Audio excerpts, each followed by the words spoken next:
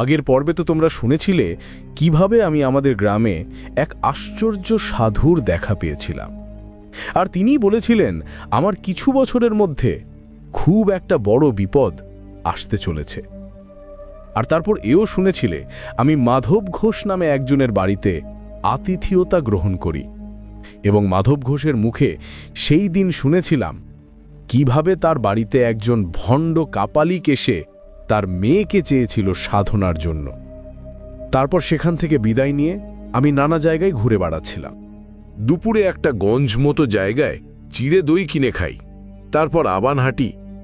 সারাদিনে প্রায় মাইল 15-16 হেঁটে সন্ধে নাগাদ একটা এমন জায়গায় এসে পৌঁছলাম যার ত্রিসীমানায় কোনো গ্রাম বা জনবসতি নেই। রুক্ষ প্রান্তরের মধ্যে দিয়ে একটা ছোট্ট কি নদী তীর তীর করে বয়ে চলেছে।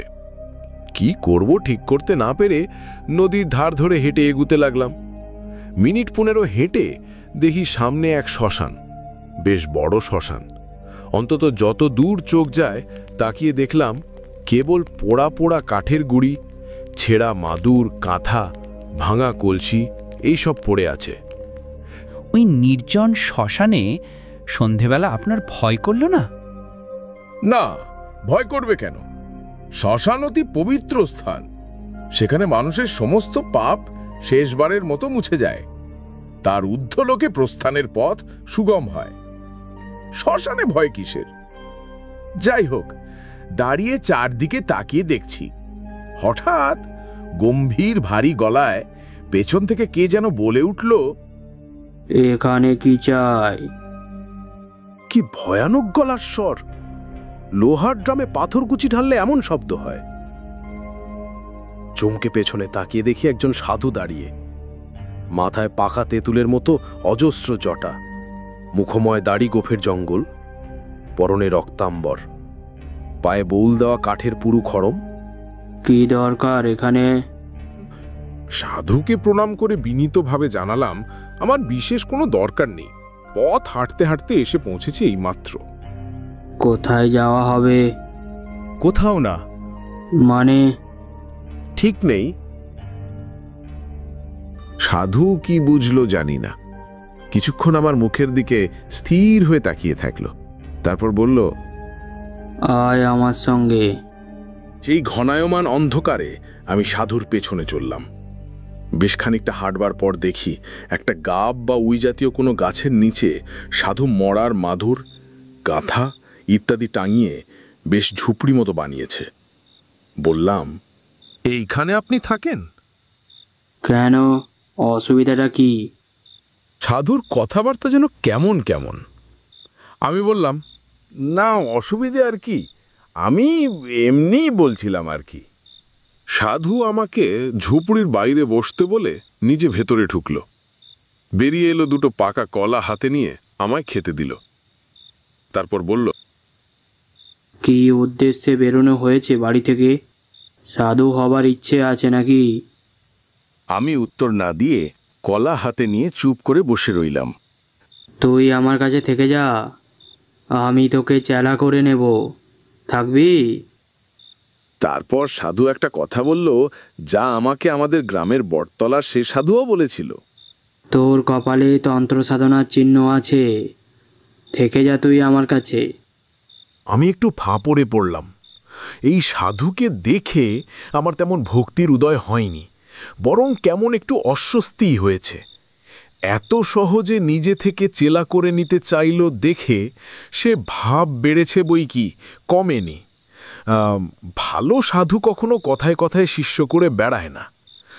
অবশ্য আমার আর চিন্তা কি, থাকি কদিন, ভালো না লাগলে কেটে পড়ার বাধা কোথায়? সাধু সঙ্গের জন্যই তো বেরিয়েছি, বাজিয়ে দেখতে দোষ কোথায়? বললাম, থাকবো।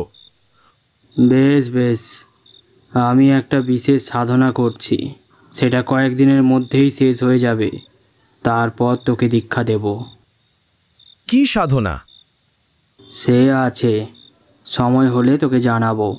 তাছাড়া তোর সাহায্যও আমার দরকার হতে পারে। একে গেলাম সাধুর কাছে।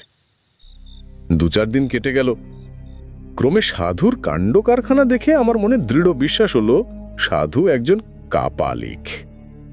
একদিন একটা মরা চড়ুই পাখি কোথা থেকে ঠ্যাং ধরে ঝুলিয়ে এনে হাজির।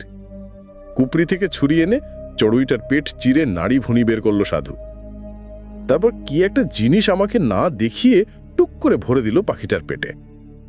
আবার ঝুপড়িতে ঢুকে দুখানা একই মাপের মাটির সরা এনে একটায় মরা পাখিটা রেখে অন্যটা দিয়ে চাপা দিয়ে দিল। তারপর একটু আটা মেখে সেই আটা দিয়ে দুটো সরাই মুখে মুখে জুড়ে দিল।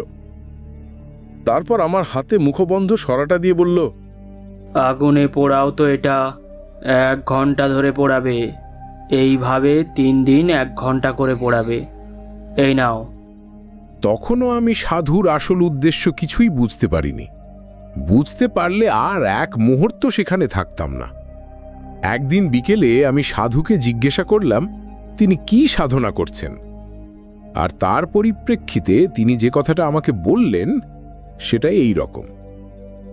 আমি বেতাল জাগানো সাধনা করছি। বেতাল এক ধরনের কুড়ো নিষ্ঠুর অপশক্তি। তার মারণ ক্ষমতাও অনেক। একবার জাগ্রত হলে কাজ শেষ না করা অবধি তার নিদ্রা নেই। আমার গা শিরশির করছিল। বললাম, আর যদি কাজ শেষ না করতে পারে, যদি বাধা পায়? বেতালকে বাধা দেওয়া খুব কঠিন, প্রায় অসম্ভব। কিন্তু বাধা পেলে সে ফিরে এসে যে তাকে জাগিয়েছে তাকেই হত্যা করে। এই সব আগুন নিয়ে খেলা। প্রথমে ভাবলাম জিনিসপত্র পুটলা করে পালাই, কিন্তু কেমন যেন একটা আকর্ষণ হলো। সেদিন রাত্রির যখন গভীর, সাধু তার ক্রিয়াকর্ম শুরু করল। সাধু নিম কাঠের পুতুলটা এনে তাতে বেশ করে তেল সিঁদুর মাখালো। তারপর সেটাকে কোমর অবধি পুতল মাটিতে। তারপর পদ্মাসনে বসে বিড়বিড় করে কি যেন একটা মন্ত্র পড়তে পড়তে পুতুলটায় চন্দনের ছিটে দিতে লাগলো। দেখলাম সাধুর চোখ দুটো ছোট ছোট কোটরে গিয়ে যেন 2 টুকরো কয়লার মতো জ্বলতে লাগলো। আমার দিকে ফিরে সাধু বলল, শুকনো কাঠ দিয়ে একটা ধ্বনি করো তো। তারপর ধনী বেশ জ্বলে উঠতে সাধু রক্তচন্দন দিয়ে ধনী পুজো করল। তারপর তামার কোষায় গাওয়া ঘি, একটা জবা ফুল আরও কি যেন মিশিয়ে মন্ত্র পড়ে আগুনে আহুতি দিল। সঙ্গে সঙ্গে একটা বিকট পোড়া গন্ধে ভরে গেল চারদিক। সাধু বিকৃত গলায় হেসে উঠল, আর আমার মনে হলো সেই ধোঁয়া আর অন্ধকারের ভেতরে ধনির মধ্যে থেকে একটা যেন জমাট অন্ধকার দিয়ে তৈরি মূর্তি উঠে বাতাসে ভর করে ভেসে কোথায় যেন মিলিয়ে গেল। দেখলে, ওই হলো বেতাল। কোথায় গেল? শোনো, আমি আসলে একটা কথা এতদিন তোমাকে বলিনি, আজ বলি। আজ থেকে 15-20 দিন আগে এখান থেকে মাইল 20 দূরে এক গ্রামে মাধব ঘোষ বলে একজন লোকের বাড়িতে রাত্রিরে আতিথ্যতা গ্রহণ করি। আমার মাথায় বিদ্যুৎ খেলে গেল। মাধব ঘোষ, তাহলে এই কাপালি কি সেদিন মাধব ঘোষের বাড়িতে হাঙ্গামা করেছিল? সেই মাধব ঘোষের বড় মেয়েটির দেহে প্রকৃত সাধন সঙ্গিনী হওয়ার উপযুক্ত সমস্ত লক্ষণ বর্তমান ছিল। আমার বর্তমানে কোনো ভৈরবী নেই। আমি পরের দিন সকালে মাধব ঘোষের কাছে সাধনার জন্য মেয়েটিকে চেয়েছিলাম। মাধব দিল তো নাই, উপরন্তু আমাকে অকথ্য অপমান করে বাড়ি থেকে তাড়িয়ে দিল। সেই অপমান আমার বুকের ভেতর কাঁটার মতো বিঁধে আছে। বেরিয়ে আসার সময় মাধব ঘোষ আমার ঘাড়ে হাত দিয়ে একটা ধাক্কাও দিয়েছিল। আমার গায়ে হাত। আচ্ছা, আমি মাধব ঘোষকে এবার দেখিয়ে দেব আমি কি জিনিস। আমি ভয় পেয়ে বললাম, কি করবেন আপনি? কি করব? করেছি। এই যে বেতালকে জাগিয়ে পাঠালাম, কোথায় গেল সে? পাঠালাম ওই মাধব ঘোষের বাড়ি। এইবার সে বুঝবে কাকে সে অপমান করেছিল। কি হবে মাধব ঘোষের? আজ রাত্রে তার নিজের কোনো ক্ষতি হবে না। আজ তার বাড়িতে একটা কিছু করে আসবে বেতাল। কাল অমাবস্যা, কাল পূর্ণ আহুতি দেব হোম করে। ওই যে নিম কাঠের পুতুল দেখছো, ওটাই হচ্ছে মাধব ঘোষের প্রতিমূর্তি। ওই পুতুলে কাল প্রাণ প্রতিষ্ঠা করে বেতালকে চিনিয়ে দেব। তারপর বেতাল আবার কাল যাবে মাধবের বাড়িতে। তারপর পরশু মাধব ঘোষের মৃতদেহ পড়ে থাকবে উঠোনে কি আমবাগানের মধ্যে। ভয়ঙ্কর বিভৎস অপমৃত্যু, কেউ কিচ্ছুটি টের পাবে না কোথা থেকে কি হয়ে গেল। সাধুর মুখখানা এখন আমার কাছে নেকড়ে বাঘের মতো লাগছিল। আমি আর সহ্য না করতে পেরে বললাম, কিন্তু আপনি অন্যায় করছেন, এ ঠিক নয়। কি বলতে চাস তুই? আমি অন্যায় করছি? আমার যেন কেমন সাহস এসে গেল। বললাম, নিশ্চয়ই অন্যায়। আপনি এই কুকর্মে লিপ্ত আছেন জানলে আমি একদিনও থাকতাম না। আপনার মতো নরকের কীটের কাছে আর নয়। আমি চললাম, আপনি থাকুন আপনার কুৎসিত সাধনা নিয়ে। যাচ্ছিস যা, কিন্তু শুনে যা একটা কথা, আজ পর্যন্ত কেউ আমাকে অপমান করে বেশি দিন পৃথিবীর আলো দেখেনি। মনে রাখিস এই কথা। পরের দিন দুপুর গড়িয়ে গেলে অবিশ্রান্ত হেঁটে আমি মাধব ঘোষের বাড়ি পৌঁছলাম। দেখি সমস্ত বাড়িটা যেন কেমন ঝিমিয়ে আছে, ভেতরে কেউ যেন জেগে নেই। আমার বুকটা ছ্যাঁত করে উঠল। না জানি বেতাল কাল রাত্রিরে কি করে গিয়েছে। উঠোনে দাঁড়িয়ে ডাক দিলাম, মাধব, মাধব। ডাক শুনে ভেতর থেকে মাধব বেরিয়ে এলো। আমাকে দেখে সে যেন হাতে চাঁদ পেল। হাত জোর করে সে বলল, ঠাকুর মশাই, ও আপনি এসেছেন। আমি যেন একটু বল পেলাম। ভগবান পাঠিয়েছেন আপনাকে। গতকাল রাত্রিরে আমার দুখানা গাই গরু মরে গেল ঠাকুর মশাই। সে কি, গরু মারা গেল কি করে? তা কি করে বলি বলুন দিগ্নি ঠাকুর মশাই। আজ সকাল থেকে আবার মেয়েটার জ্বর, গা যেন পুড়ে যাচ্ছে। এসব তো ভালো কথা নয় ঠাকুর মশাই। আপনি এলেন ভালোই হলো। ব্রাহ্মণ মানুষ, ভিটেই বাস করলে আমার ভয় কেটে যাবে। বুঝলাম সবই, কিন্তু আমার কি করার আছে কিছুই বুঝতে পারলাম না। আমি থাকলে যদি মাধব শান্তি পায় তাহলে থাকতে পারি, এই মাত্র। একটু পরেই একটা অদ্ভুত ঘটনা ঘটল। তখন বিকেল বেশ গাঢ় হয়ে এসেছে। মাধব ঘোষ বেশ করে ফলারের আয়োজন করে দিয়েছিল। তা খেয়ে বাগানের মধ্যে ঘুরে বেড়াচ্ছিলাম। হঠাৎ মনের মধ্যে কেমন যেন একটা অনুভূতি জেগে উঠল। ঠিক কিরকম তা বোঝাতে পারবো না, যেন আমার খুব বড় একটা বিপদ আসছে, খুব কাছে এসে গিয়েছে সেই বিপদ। তাড়াতাড়ি ফেরবার জন্য এগোতে গিয়ে মনে হলো কয়েক হাত দূরে একটা আম গাছের গুড়ির পাশে কে যেন চুপ করে দাঁড়িয়ে আছে। আর একটু হলে বোধহয় ভয় পেয়ে চিৎকার করে উঠতাম, কিন্তু ততক্ষণে যে দাঁড়িয়ে আছে তাকে আমি চিনতে পেরেছি। আমাদের গায়ের বটতলার সেই সৌম্য মূর্তি সাধু, যিনি বলেছিলেন আমার বিপদ ঘনিয়ে এলেই আমাকে দেখা দেবেন। তাহলে কি সত্যিই আমার আজ সেই বিপদের দিন এসেছে? দূর থেকেই আমি সাধুকে প্রণাম করলাম। সাধু হেসে হাত তুলে আশীর্বাদ করলেন। তারপর হঠাৎ যেন তিনি হাওয়ায় মিলিয়ে গেলেন।